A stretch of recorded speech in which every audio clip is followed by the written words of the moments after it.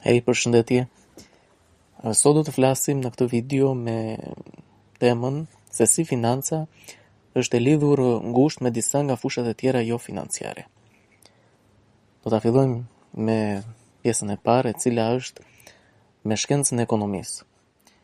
Ekonomia e studiuar në të dy nivelet e saj është mikroekonomi dhe makroekonomi. Dhe është bazë e zgjerimit të njohurive në fushën e financës.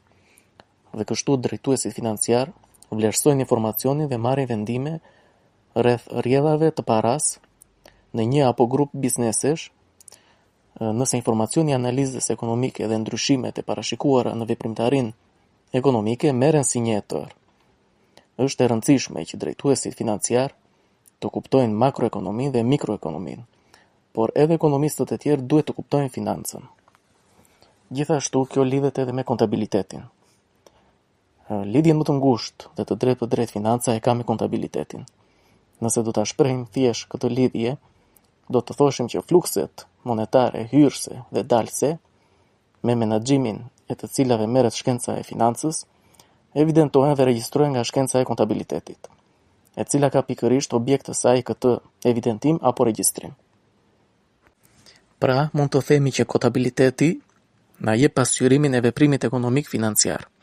Në bizneset e vogla është e vështirë të bësh dallimin ndërmjet funksionit të financës dhe funksionit të kontabilitetit, dhe shpesh herë kontabilistët marrin vendime ekonomike me natyrë financiare, dhe po ashtu ndodh që financierët marrin vendime ekonomike që kërkojnë evidentim kontabël, duke bërë edhe vetë këtë evidentim. Edhe vetë drejtuesit financiar në ndërmarrjet dhe në vendimarrjet e tyre që kanë, bazohen edhe në informacionin kontabël, pasi për të marrë vendime me ndikim në të ardhmen, duhet të zotërosh informacionin e grumbulluar historikisht nga kontabiliteti. Në një pikë tjetër që lidhet financa me fushat e tjera jo financiare është drejtimi, ose ndryshe menaxhimi. Në jetën e përditshme apo gjatë veprimtarisë ekonomike të njësive ekonomike, ne e kuptojmë drejtimin si një veprimtari individuale që ka të bëjë me marrëdhëniet e punësimit, të planifikimit strategjik apo operacionet e përgjithshme në një ndërmarrje. Në kuptimin ekonomik dhe financiar, drejtimi ka të bëjë me përdorimin e pasurive të njësive ekonomike për të arritur objektivat në këtë fushë në mënyrë më të mirë dhe të mundshme. Elementet kryesor të drejtimit si planifikimi strategjik, organizimi, udhëheqja, kontrolli dhe mbikëqyrja nuk mund të realizohen pa marrë në konsiderat ndikimin e tyre në gjendjen financiare të njësive ekonomike. Këto vendime që mund të jenë përcaktimi i pagave, shtimin me staf të ri, pagesat apo shpenzime shtesë, duhet të bashkërendohen me vendime financiare me qëllim që çdo nevojë për shtesë mjetesh monetare të harmonizohet me burimet monetare përkatëse.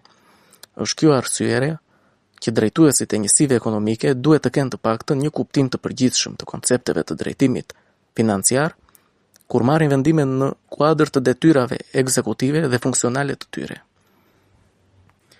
Fusha tjetër që ka lidhje financa janë sistemet e informacionit. Veprimtaritë ekonomike në njësitë përkatëse arrin të jenë të suksesshme edhe në sajtë të grumbullimit dhe të përdorimit të informacionit, i cili duhet të jetë i mjaftueshëm dhe i përshtatshëm kur është nevojshme të merren vendime ekonomike financiare. Procesi me anë të cilit grumbullohet, shpërndahet dhe përdoret një informacion i tillë është i kushtueshëm. Por mungesa e një informacioni të bollshëm mund të sjellë probleme serioze në veprimtarinë ekonomike.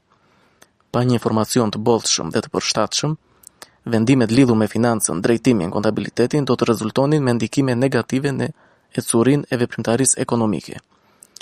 Llojet e ndryshme të informacionit kërkojnë sisteme të ndryshme informacioni.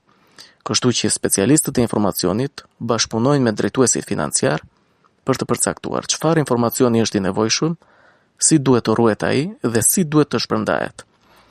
Dhe gjithashtu si do të jetë ndikimi i tij në rezultatin e veprimtarisë ekonomike. Fusha tjetër që lidhet financa është edhe marketingu, ose ndryshe reklama. Unë do ta quaja këtë një fushë financiare dhe kjo përfshin tërësinë e veprimtarive me karakter ekonomik që kanë të bëjnë me realizimin e shitjes së produkteve apo me realizimin e shërbimeve. Pra sipas mendimit tim, është një fushë, domethënë që duhet investim në marketing dhe në reklam.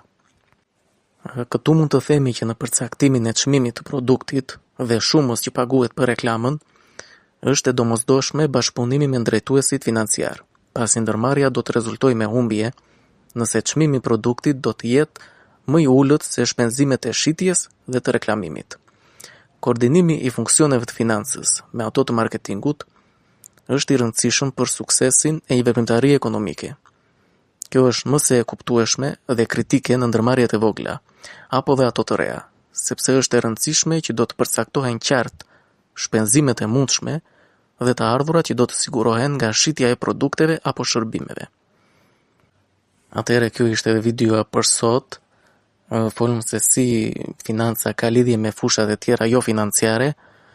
Doja të theksoja me marketingun, nuk mund ta quaj një fushë jo financiare, sepse është një fushë që ka të bëjë me reklamën, me ndikimin që mund të ketë ajo në popullat, në një grup të caktuar të popullatës, të njerëzve, të klientëve, por që të bëhet ky ndikim, domethënë kjo reklam në qoftë edhe në televizore ose në për fletushka, në për internet, prap duhet që të paguash.